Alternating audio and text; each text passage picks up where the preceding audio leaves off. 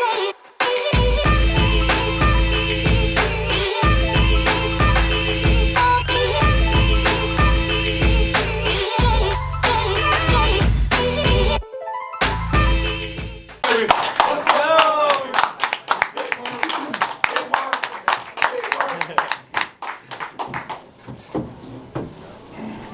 guys, just to share, we had a gate of 3.1 million, making this the #2 combat sport event in American Airlines Center history.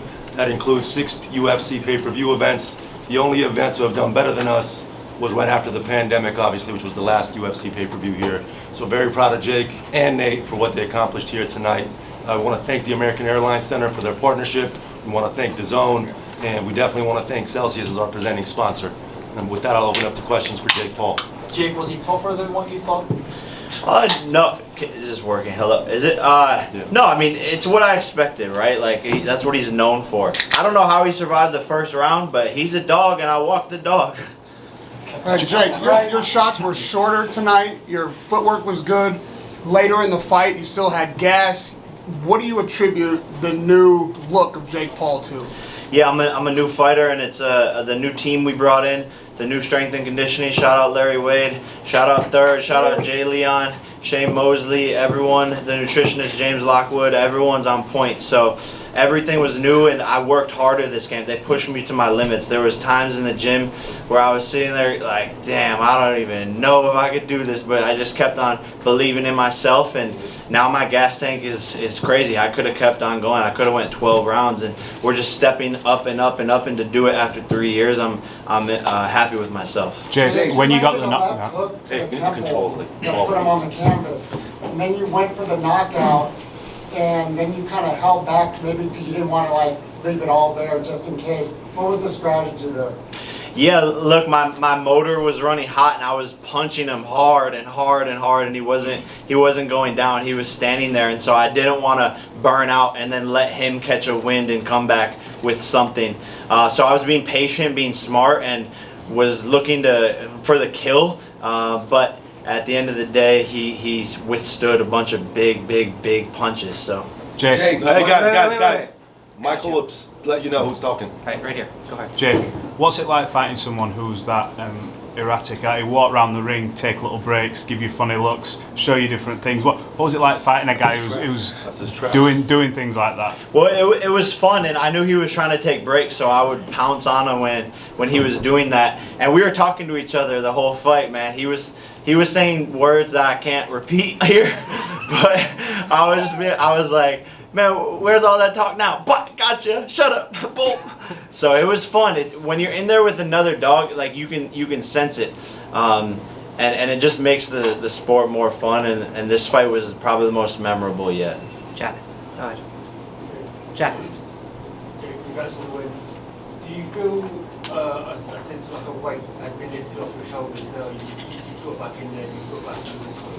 For sure, yeah. There's this like pressure off, and I know that I'm meant to be here, and I did exactly what I said I was gonna do, which is when I lost, I came back and got better and showed the world how to lose on the biggest stage and come back and then win on the biggest stage.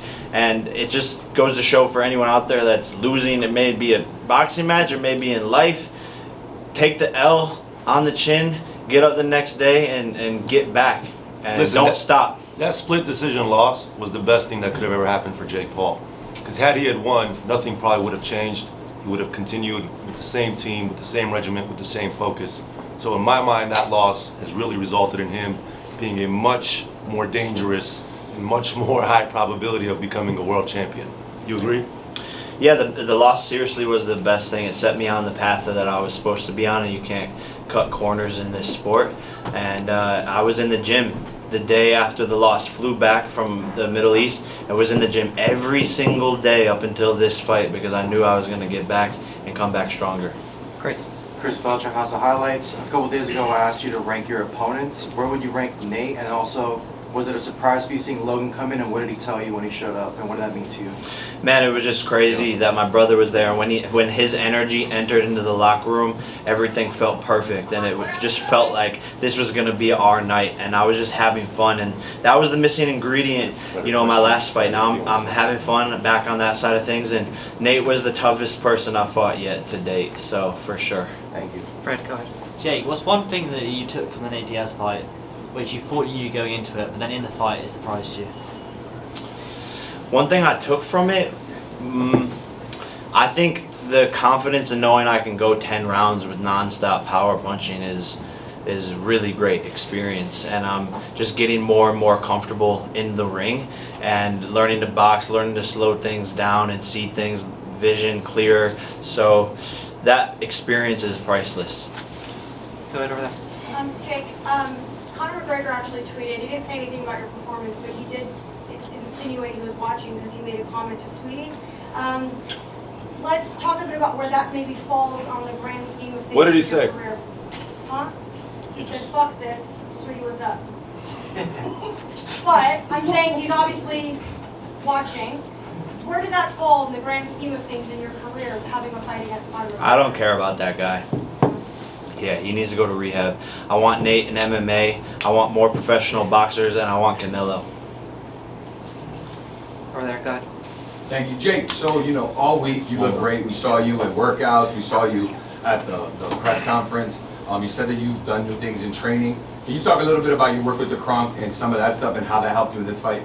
Yeah, man, that Kronk attitude, that third brought to the gym every single day, and it was really that balance, that footwork, and not letting me make any mistakes.